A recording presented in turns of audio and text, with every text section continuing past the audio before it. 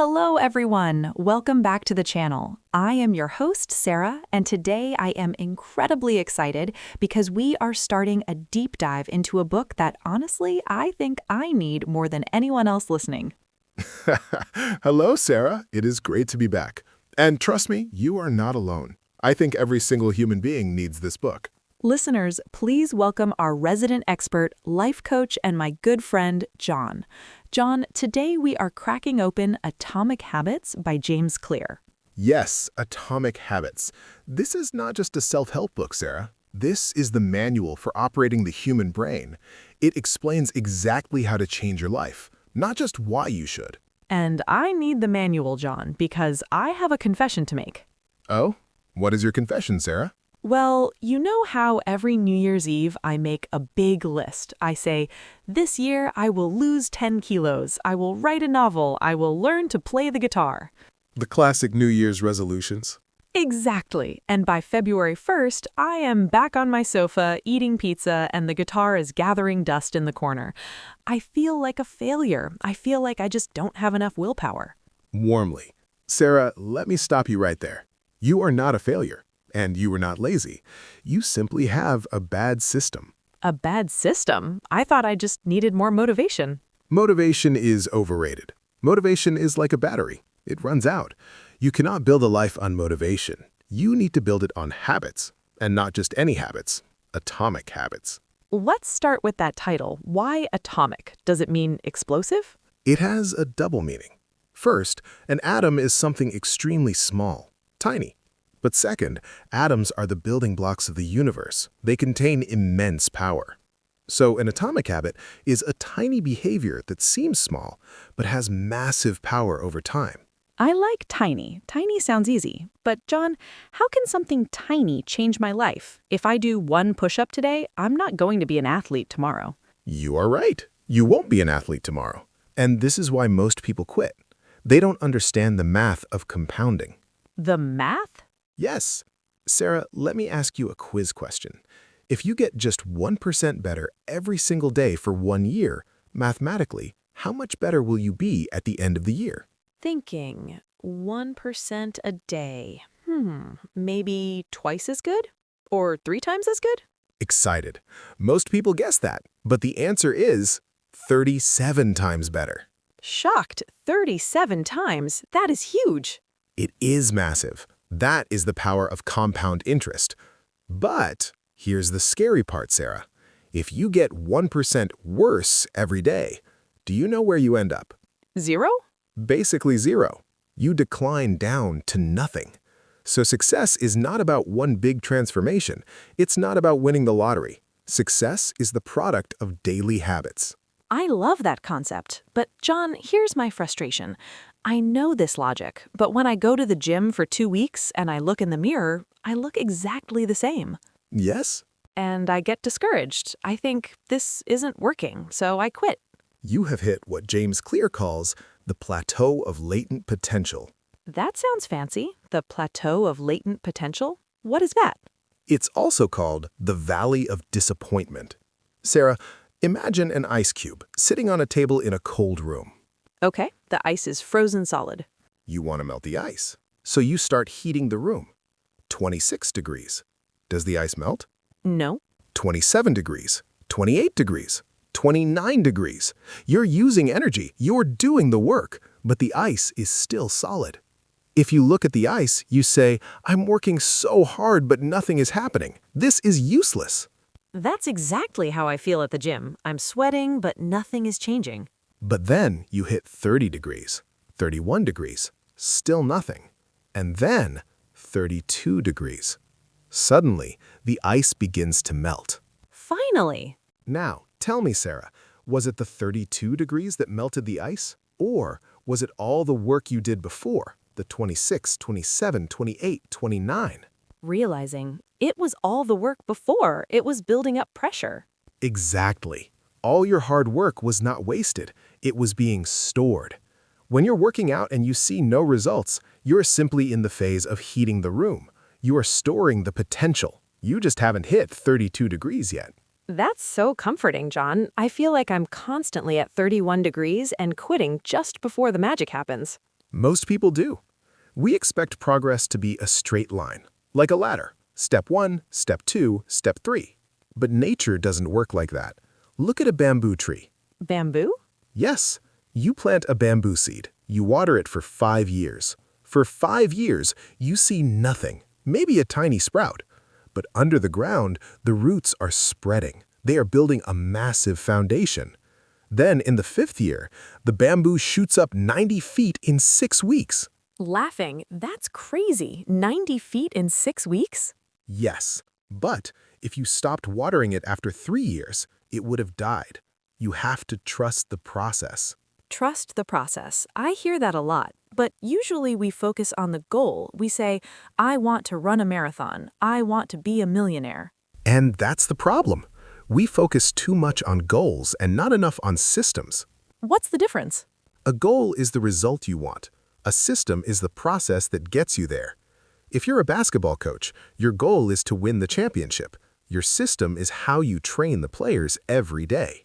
Okay, but isn't the goal important? If I don't have a goal, I don't know where I'm going. Goals are good for direction, but systems are good for progress. Here's a shocking thought, Sarah. Winners and losers have the same goals. Pausing.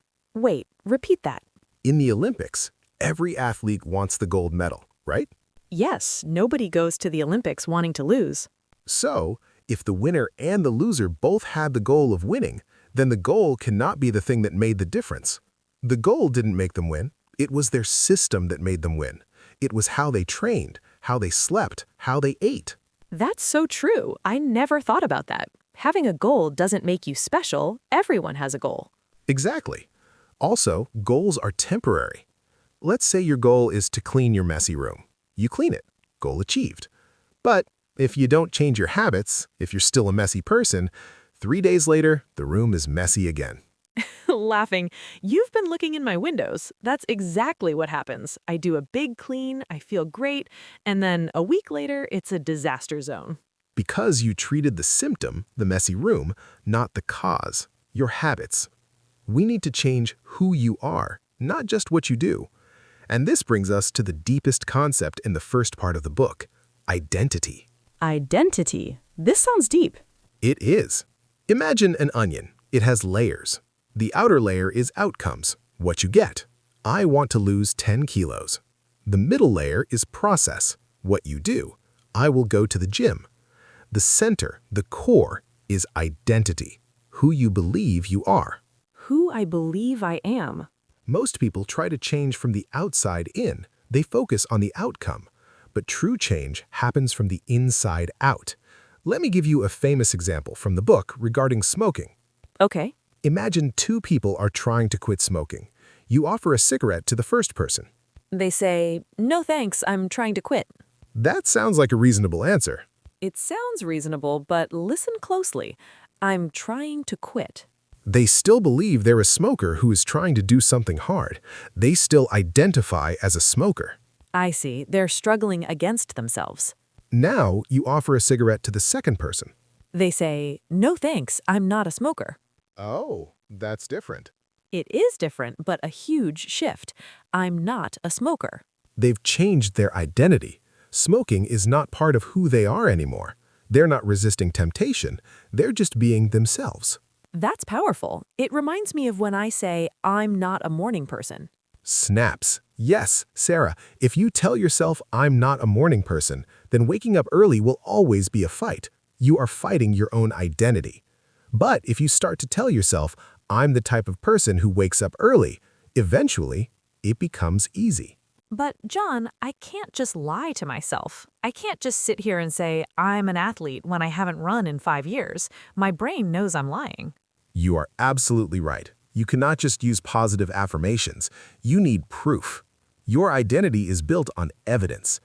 Every action you take is a vote for the type of person you want to become. A vote? Like in an election? Yes, democracy for the soul. If you wake up early one day, that's one vote for I'm a morning person. If you write one page, that's one vote for I'm a writer. If you go to the gym, that's one vote for I'm an athlete. I like that. I don't have to be perfect. I just need to win the election. Exactly. You don't need 100% of the votes to win an election. You just need the majority. You can eat a pizza sometimes, you can miss a workout, but if the majority of your votes are for athlete, then you are an athlete. This makes the atomic concept make sense. A tiny habit, like doing 5 push-ups, is not about the muscle, it's about the vote. Proudly. Sarah, you nailed it. The real goal of doing 5 push-ups is not to get big arms. The goal is to prove to yourself that you are the type of person who exercises. Once you believe that identity, the big results will come naturally. Wow, that changes everything. I don't need to fix myself, I just need to cast small votes every day. Precisely. So forget about the 10 kilos. Forget about writing the whole book. Just ask yourself, what would a healthy person do? What would a writer do? And then do that small thing. Cast your vote. What would a healthy person do? Welcome back, Habit Builders. I am Sarah. And I am John. We're back for part 2 of our deep dive into atomic habits. In the last episode, we talked about identity. We learned that I shouldn't just try to run a marathon. I should become a runner. I need to cast votes for my new identity. That was the foundation, Sarah. But now we need to build the house. We need practical tools. We need to answer the question, how? Yes, because honestly, John, even if I call myself a runner, if my alarm goes off at 6 a.m. and it is cold outside, I am staying in bed. My identity loses the battle against my warm blanket. That is because you are fighting against human nature. You are trying to use willpower. Today, we're going to learn how to stop fighting and start designing. We're going to discuss the first law of behavior change. Make it obvious. Make it obvious. That sounds simple. What does it mean? Before I explain that, I need to quickly explain how a habit actually works inside your brain. Every habit, good or bad, follows a loop of 4 steps. Cue, craving, response, reward. Cue, craving, response, reward. Can you give me a real-life example? Sure. Think about your phone. Step 1, the cue. Your phone buzzes. Ding. Step 2, the craving. You feel a desire. You want to know, who messaged me? Is it important? Step 3, the response. You pick up the phone and look. Step 4, the reward. You see the message, your curiosity is satisfied. You get a little hit of dopamine. Okay, that describes my life perfectly, and I do it hundreds of times a day. Exactly. And eventually you don't even think about it. The cue, the buzz, automatically triggers the response, picking it up. The first law, make it obvious, is all about that first step, the cue. If you want to build a habit, you must make the cue impossible to miss. And if you want to break a bad habit, you must do the opposite, make the cue invisible. So if I want to stop checking my phone, You hide the phone. You make the cue invisible. But let's focus on building good habits first. Sarah, the biggest problem is that our habits are invisible to us. We run on autopilot. Do you remember what you did first when you walked into the bathroom this morning? I turned on the light? Did you think about it? Did you say, I am now going to flip the switch? No, my hand just did it. Exactly. This is dangerous for bad habits. We eat cookies not because we are hungry, but because we see a plate of cookies on the counter. The cue triggers the action before we even think. So, the first tool James Clear gives us is called pointing and calling. Pointing and calling, like pointing a finger? Yes, this comes from the Japanese railway system. It is one of the safest systems in the world. If you watch a train conductor in Japan, they act very strangely. They point at the signal and yell, "Signal is green." They point at the speedometer and yell, "Speed is 80." That sounds silly. Why do they do that? To raise their awareness. They're moving a subconscious habit into the conscious mind. By using their eyes, pointing, and their mouth, calling, they cannot make a mistake on autopilot. James Clear says we should do this for our bad habits. So if I want to eat a cookie, I should point at it. Yes, point at the cookie and say out loud, "I am about to eat this cookie. It is full of sugar. It will make me gain weight and feel tired." Oh, wow, that would ruin the taste of the cookie. Exactly. It breaks the spell. It stops the autopilot. You can still eat it if you want, but you have to acknowledge the consequence. You make the bad habit obvious. That's a great trick, but what about building new habits? How do I make a new habit obvious? You need a specific plan. Most people say, I will exercise more. That is too vague. That is not obvious. You need to use habit stacking. Habit stacking. I like the sound of that. How do I stack a habit?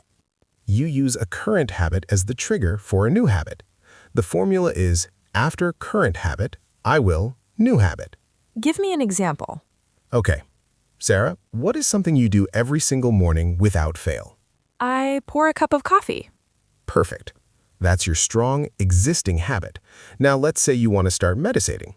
Instead of saying, I will meditate sometime today, you say, after I pour my coffee, I will meditate for 1 minute. Ah, I see. So the coffee pot becomes the cue. Yes, you are piggybacking on the old habit. After I take off my work shoes, I will immediately put on my gym shoes.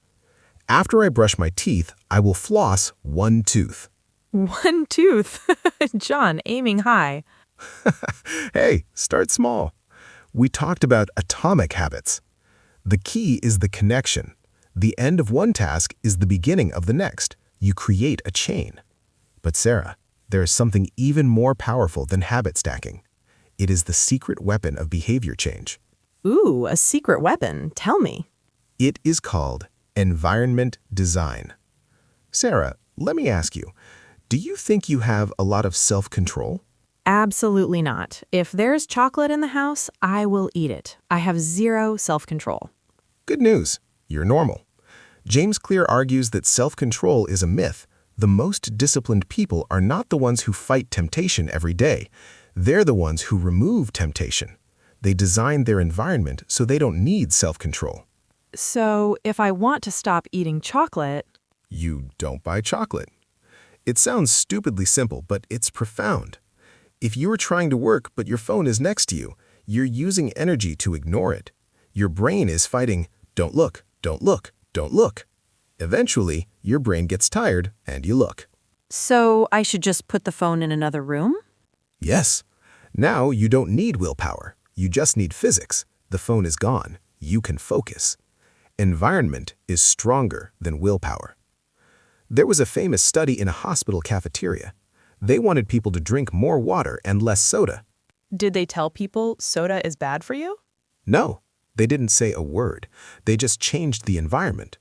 They added baskets of water bottles in every corner. They put water next to the cash register. They made water the most obvious option. And what happened? Soda sales dropped. Water sales went up. People didn't change their motivation. They just grabbed what was in front of them. Sarah, we are lazy. We follow the path of least resistance. If you want to practice guitar, do not put the guitar in the closet in its case. That's exactly where my guitar is, in the closet under a pile of clothes. See, to practice, you have to open the closet, move the clothes, open the case, and take it out. That's too much friction. If you want to play, buy a stand. Put the guitar in the middle of your living room. Make it so you trip over it. Make it obvious. Exactly. If you want to eat apples, put them in a big bowl on the dining table, not in the bottom drawer of the fridge. Visual cues are the strongest cues. The saying is, out of sight, out of mind. But for good habits, we want in sight, in mind. This is actually a relief, John. I always thought I was just weak, but really, I'm just living in a badly designed house. You are. You're fighting your environment. Stop fighting. Start designing. Be the architect of your life. If you want to read more, put a book on your pillow every morning so when you go to bed at night, you have to pick it up. That's brilliant. Okay, let me recap what we learned today about the first law. Habits have a loop: cue, craving, response, reward. Point and call out your bad habits to stop the autopilot. Habit stack: after old habit, I will new habit. Design your environment. Put the apples on the table, hide the phone. Perfect summary. But Sarah, making a habit obvious is only the first step. Just because you see the running shoes doesn't mean you want to put them on. That's true. I can stare at my running shoes and still hate the idea of running. Exactly. The cue gets your attention, but to take action, you need desire. You need to want it. And that brings us to the second law, make it attractive. We're going to talk about dopamine, temptation bundling, and how to hack your brain's chemistry. Hacking my brain chemistry. That sounds fun. John, thank you so much. I'm going home right now to take my guitar out of the closet. Do it! And put some apples on the table. Will do. Thanks for listening, everyone. See you in part 3. Hello, Habit Warriors. Welcome back to the show. I am Sarah. And I am John. We are in part 3 of our journey through atomic habits. Let's do a quick recap. In part 1, we learned about identity. I am a reader. In part 2, we learned the first law, make it obvious. Put the book on your pillow. Exactly. But Sarah, be honest with me. Just because the book is on your pillow, do you actually pick it up or do you push it onto the floor and check Instagram? You know me too well, John. I push the book onto the floor. Just because I see the healthy food doesn't mean I want to eat it, especially if there is a donut nearby. The donut is calling my name. That is the challenge. Making it obvious is not enough. You need desire. You need to crave the habit. And that brings us to the second law of behavior change. Make it attractive. Make it attractive. So we need to make hard work feel like eating a donut? In a way, yes. We need to hack your brain's reward system. To do that, we need to talk about a specific molecule in your brain. You've probably heard of it. Dopamine. Ah, dopamine, the pleasure chemical. Actually, Sarah, that is a common myth. Scientists used to think dopamine was about pleasure, but now we know the truth. Dopamine is not about liking a reward. It is about wanting a reward.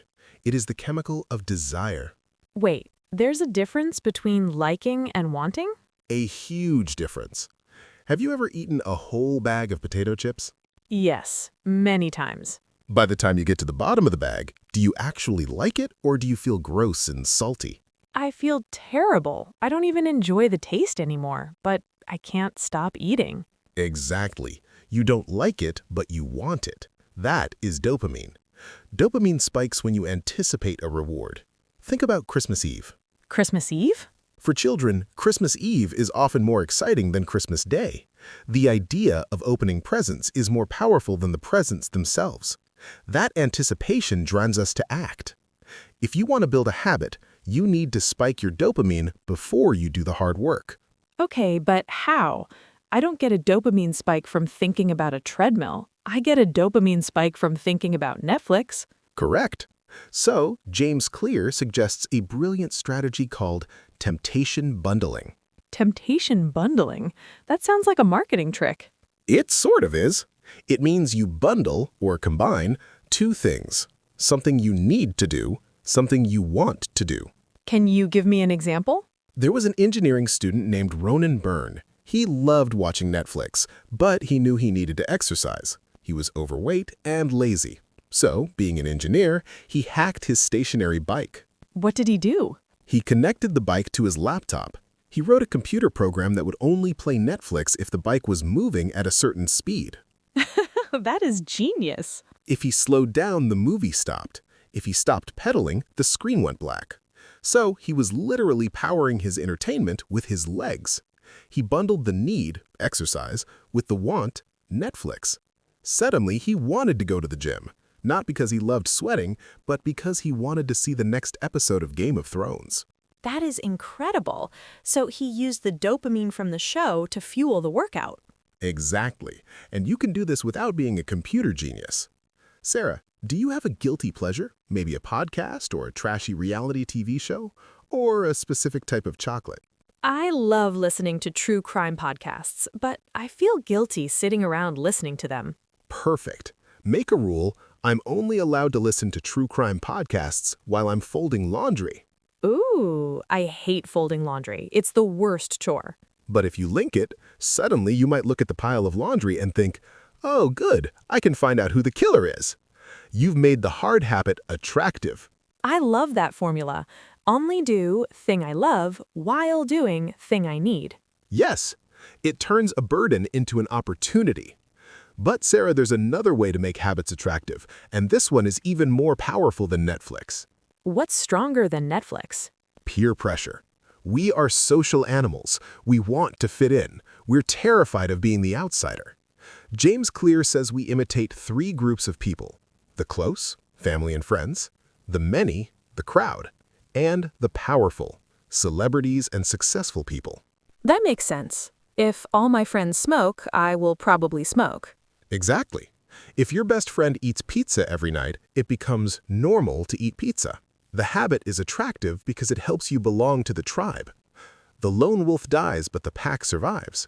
So, if you want to build a good habit, you need to find a new pack. A new pack? You mean I have to dump my friends? No, don't dump your friends, but you need to join a group where your desired behavior is the normal behavior. Give me an example. Let's say you want to read more books. If you sit at home alone, it's hard. But if you join a book club, suddenly reading is what everyone does. If you don't read the book, you're the odd one out. You feel awkward. The social pressure pushes you to read, and, this is the key, it becomes fun because you get to talk to your friends about it. So if I want to run, I shouldn't just run alone, I should join a running club. Yes, when you see other people running, your brain says, this is what we do. This is normal. Surround yourself with people who have the habits you want. If you hang out with fit people, fitness becomes attractive. If you hang out with ambitious people, ambition becomes attractive. It's true, motivation is contagious. But John, what about the opposite? What if I have bad habits that are too attractive, like checking Instagram? It's designed to be attractive. It's colorful, it has likes, it has endless content. You have to invert the law. To build a good habit, make it attractive. To break a bad habit, make it unattractive. How do I make Instagram unattractive? It's full of puppies and memes. You have to reframe your mindset. You have to change the story you tell yourself. Right now, you tell yourself, Instagram relaxes me. It connects me. Yeah, that's what I think. But is that true? Or does it actually make you feel anxious, jealous of other people's lives, and waste your time? It definitely makes me feel jealous sometimes, and I lose hours of sleep. So, you need to highlight the benefits of avoiding it. Instead of saying, I'm missing out on Instagram, say, I'm saving an hour of my life. I'm choosing confidence over jealousy. You have to realize that the reward is actually a trap. Alan Carr used this method to help millions of people quit smoking. How? He didn't talk about lung cancer, he didn't use fear. He just destroyed the illusion that smoking relieves stress. He proved that smoking causes stress, the stress of nicotine withdrawal. Once smokers realized, wait, this doesn't actually make me feel better, the habit became unattractive. They didn't want it anymore. That's deep. We have to look past the immediate dopamine hit and look at the real feeling. Exactly. So, let's summarize the second law strategies. Temptation bundling, pair a want with a need, true crime plus laundry. Join the tribe, join a group where your desired behavior is normal, running club. Reframe the mindset, highlight the benefits of avoiding the bad habit. I love this. I'm going to find a laundry podcast immediately. But John, I have a question. Let's say I make the habit obvious and I make it attractive. So I see the running shoes and I want to be a runner because my friends are runners, but I'm still lazy. Running is hard work. My sofa is so soft. Yes, the universal law of human laziness. We want the result, but we don't want the effort. That's why the third law exists. We need to make the habit easy. Make it easy. Now you're speaking my language. I love easy. In the next episode, we're going to talk about friction. We'll learn why you should stop planning and start doing. And I'll teach you the 2-minute rule, which is probably the most useful tool in the entire book. The 2-minute rule. I'm intrigued. Thank you, John. This was eye-opening. I'm off to fold some laundry, hopefully with a good story to listen to. Enjoy the laundry, Sarah. See you next time. Bye, everyone. Stay attractive. Hello, everyone, and welcome back to the podcast. I am Sarah. And I am John. We are in part 4 of our series. We have been building a system to change our lives. We made our habits obvious. We made them attractive. But John, I have a confession. Again. Sarah, your confessions are the best part of the show. What is it this time? Okay, so I bought the running shoes, obvious. I joined a running group on Facebook, attractive. But yesterday it was raining and I was tired. And I looked at the shoes and thought, ugh, running is hard work. So I sat down and researched best running techniques on YouTube for 2 hours instead. Ah, the classic trap. You fell into the trap of motion versus action. Motion versus action? Aren't they the same thing? I felt very productive watching those videos. They feel the same, but they are opposites. Action is behavior that delivers an outcome. If you run for 10 minutes, you get a result. Exercise. Motion is planning, strategizing, and learning. If you watch a video about running, you get 0 exercise. 0 exercise. But I felt like I was doing something. That is why motion is dangerous. It feels like progress, but it's actually procrastination. We hide in motion because we are afraid of failure. If you write a book, you might write a bad chapter. That's scary. But if you plan the book, or research the book, or buy nice pens for the book, you can't fail. You feel safe. Wow, you just described my entire life. I am a professional planner. I have planned 5 businesses and started 0. We all do it, Sarah. We want to be perfect before we start. But Voltaire said it best. The best is the enemy of the good. If you want to master a habit, the key is not perfection. It is repetition. You just need to get your reps in. So stop thinking and start doing. Yes, and to do that, we need the 3rd law of behavior change. Make it easy. Make it easy. Does that mean I should only do easy things? No, it means you should reduce the resistance to doing hard things. We need to talk about friction. Sarah, human beings follow the law of least effort. We are biologically lazy. Finally, science confirms it. I am biologically lazy. It's a survival mechanism. Our ancestors needed to save energy to fight lions, so our brains are wired to choose the path of least resistance. If you have to drive 20 minutes to get to your gym, your brain says, too much energy, let's stay home. That is high friction. So how do I lower the friction? You design your life so the good habit is the path of least resistance. If you want to go to the gym, choose a gym that's on your way home from work, not when you have to drive out of your way for. If you want to eat healthy, chop the vegetables on Sunday. So on Wednesday night when you're tired, the easy option is to throw them in a pan, not order a pizza. That makes sense. Make the good thing the lazy thing. Exactly. And you can do the reverse for bad habits. Increase the friction. If you watch too much TV, unplug the TV after every use. Put the remote control inside a drawer in the kitchen. Oh, that's annoying. It's incredibly annoying. So, next time you want to watch TV, you think, I have to walk to the kitchen, get the remote, plug it in. Never mind, I'll read a book. You make the bad habit just difficult enough that your laziness saves you. I love that. Use my laziness as a superpower. But John, sometimes the habit itself is just hard, like running. Even if my shoes are ready, running is physically hard. I look at the treadmill and think, I don't want to run for 30 minutes. And you shouldn't run for 30 minutes. Not at the beginning. Sarah, I'm going to teach you the most powerful rule in the book. It's called the 2-minute rule. The 2-minute rule? Is this the one about dropping food on the floor? No, that's the 5-second rule. The 2-minute rule states, when you start a new habit, it should take less than 2 minutes to do. Less than 2 minutes? But John, what can I achieve in 2 minutes? If I read for 2 minutes, I finish 1 page.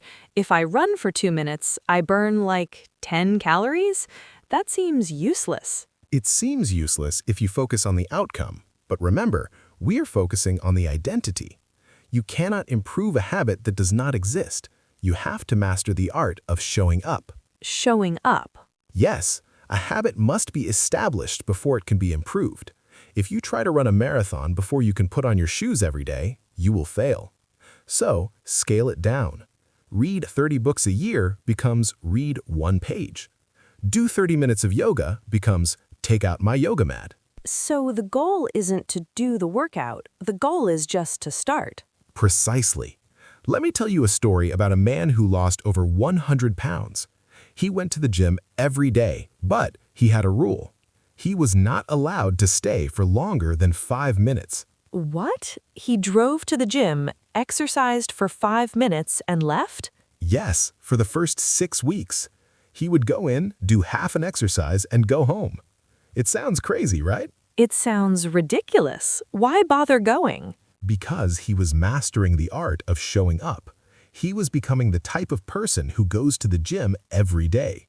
He made the habit easy. There was no friction. Anyone can work out for 5 minutes. After 6 weeks, he thought, well, I'm always here anyway. I might as well stay a little longer. And that's how he built the habit. That's actually genius. He tricked his brain. He did. He created a gateway habit. Putting on your running shoes is the gateway. It takes 2 minutes, but once the shoes are on, it's easier to walk out the door. Once you're out the door, it's easier to run. The hardest part of any workout is the first 2 minutes. If you master the gateway, the rest follows. So my goal for this week shouldn't be run 5 kilometers. It should be put on my shoes and step out the door. Yes, and if you step out the door and immediately come back inside, success. You did it. You cast a vote for your identity. But Sarah, you have to stop when the time is up. Stop? Even if I feel good? Especially when you feel good. Hemingway, the famous writer, had a rule. He always stopped writing when he knew what was going to happen next. He stopped while it was going well. Why? So that it was easy to start again the next day. If you write until you're exhausted, starting tomorrow is hard. You have writer's block. If you run until you're in pain, you'll dread running tomorrow. But if you stop while you still have energy, you feel excited to go back. Wow, make it easy really changes the whole approach. We're usually told no pain, no gain. No pain, no gain is terrible advice for beginners. For beginners, the rule is make it easy, make it consistent. Pain is for later. Once you're a pro, you can push through pain. But first, you just need to be consistent. I love this. I can do 2 minutes. Anyone can do 2 minutes. Okay, let's recap the third law. Stop planning, start doing. Don't get stuck in motion. Reduce friction. Make the good habits the path of least resistance. Gym on the way home from work. The 2-minute rule. Scale the habit down until it's ridiculously easy. Just show up. Perfect summary, Sarah. So, you've made it obvious, you've made it attractive, you've made it easy, you're running. But there is one final problem. Oh no, there's always another problem. What is it? The problem of time. Sarah, bad habits usually feel good immediately.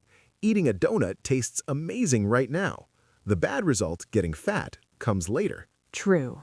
Good habits are the opposite. Going for a run feels bad now. You sweat, your legs hurt. The good result, getting fit, comes months later. It's unfair. It is unfair. The human brain is wired for instant gratification. We want the reward now. If a habit feels like work and offers no immediate reward, eventually we'll quit. We'll get bored. So how do we fix that? How do I make running rewarding right now? That's the fourth law. Make it satisfying. In the final episode, I'm going to teach you how to hack your brain's need for instant rewards. And I'll teach you the strategy used by the comedian Jerry Seinfeld to never break a habit. Jerry Seinfeld? The don't break the chain guy? The very same. It's a simple visual trick that keeps you going when you want to quit. I can't wait. Listeners, your homework for today is find one habit you want to start and scale it down to 2 minutes. Just do 2 minutes. John, thank you as always. Thank you, Sarah. Go make it easy. See you in the finale, everyone. Bye. Hello, Habit Revolutionaries. I am Sarah. Hello, Habit Revolutionaries. I am Sarah. And I am John. Welcome to the grand finale, part 5. We have traveled a long road together. We learned to change our identity. I am a reader. We made the cue obvious, first law. We made the craving attractive, second law. We made the action easy, third law. You have built a beautiful machine, Sarah, but will the machine keep running for 10 years? That is the question. That is my fear. I usually start strong, but then I get bored or I don't see results fast enough, and I quit. That is because of the fourth law of behavior change. Make it satisfying. This is the law that closes the loop. Remember, the cue gets you to notice. The response gets you to act. But the reward determines if you will repeat the action next time. If the ending of a movie is bad, do you watch it again? No way. Exactly. The human brain is simple. What is rewarded is repeated. What is punished is avoided. Okay, but John, we talked about this in the last episode. Good habits usually feel like punishment. Running feels like punishment. Eating salad instead of pizza feels like punishment. Yes, this is the cardinal rule of behavior change. Here is the tragedy of human nature. With bad habits, the reward is immediate, but the consequence is delayed. With good habits, the cost is immediate, but the reward is delayed. It is so unfair. It is. If you eat a donut, immediate reward, sugar. Delayed consequence, you get fat. If you go to the gym, immediate cost, pain. Delayed reward, you get fit. Your brain, which is evolved from cavemen, wants the reward now. It doesn't care about future Sarah in 10 years. It cares about present Sarah right now. So my brain is sabotaging my future self? Yes. So, to fix this, we have to play a trick. We need to add a little bit of immediate pleasure to the habits that pay off in the long run. We need to make the habit satisfying in the moment. How do we do that? Let me tell you about a couple who wanted to stop eating at restaurants. They wanted to save money and eat healthier. But cooking at home is hard work, and the reward, saving money, is invisible.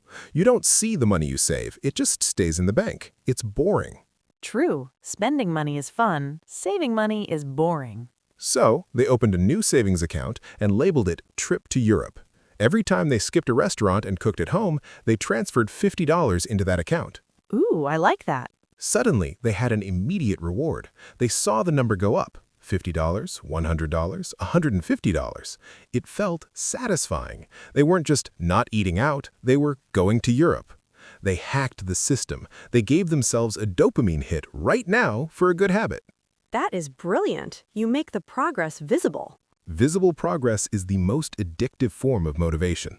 There's a famous story about a young sales guy. He had to make 100 sales calls a day. It was boring, painful work, rejection after rejection. So he put 2 glass jars on his desk. One jar was empty, the other was filled with 100 paper clips. Paper clips? Yes, every time he made a phone call, he moved 1 paper clip from the full jar to the empty jar. Clink. He didn't stop until all 100 clips were moved. That sounds so simple, but I can imagine it feels good, seeing the pile grow. It is incredibly satisfying. It's a visual signal that says you are making progress. Even if he made 0 sales that day, he could look at the jar and say, I did the work. This is called habit tracking.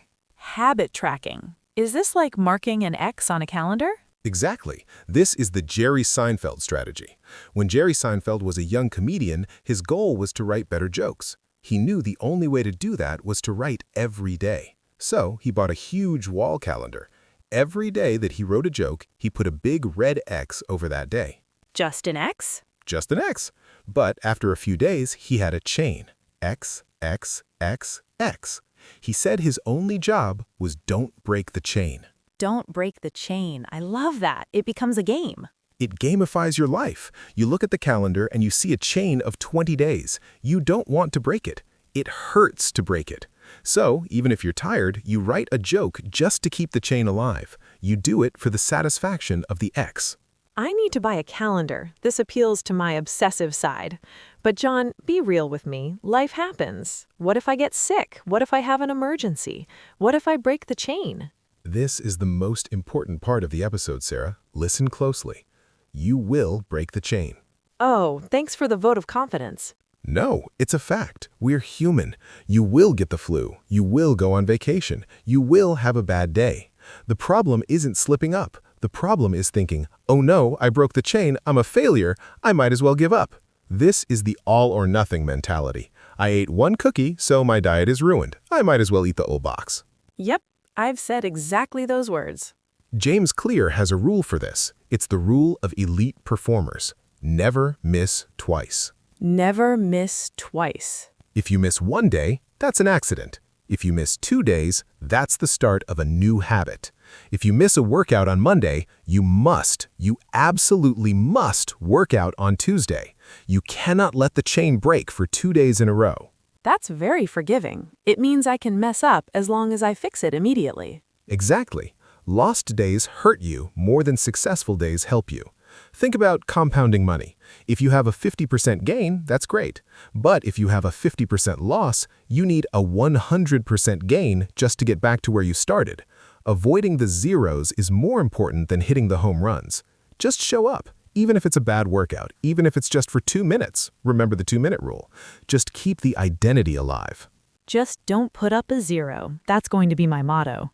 John, we've covered so much. The identity, the 4 laws, the tracking. It feels like a complete system. It is a system, and that's the final lesson I want to leave you with.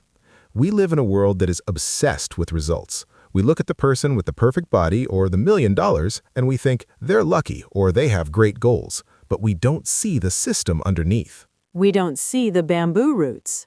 Exactly. We don't see the ice cube heating up.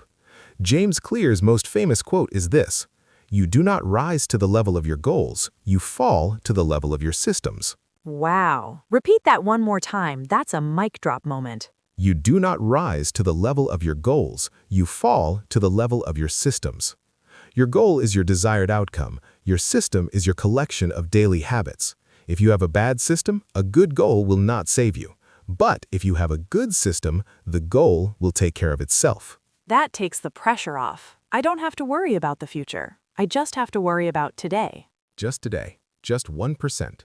Cast 1 vote for your identity today. Make it obvious, make it attractive, make it easy, make it satisfying, and then do it again tomorrow. And don't break the chain. And if you do, never miss twice. John, this series has been incredible. I honestly feel like I have a toolkit now. I'm not just wishing for things to change, I know how to change them. I'm so glad, Sarah. It's a powerful book. It changed my life, and I know it will change the lives of our listeners. Listeners, thank you for joining us on the 1% Revolution. Your homework is simple. Go buy a calendar, get a red marker, and start your chain. John, thank you for being our guide. It was an honor. Keep casting those votes, everyone. See you in the next series. Bye.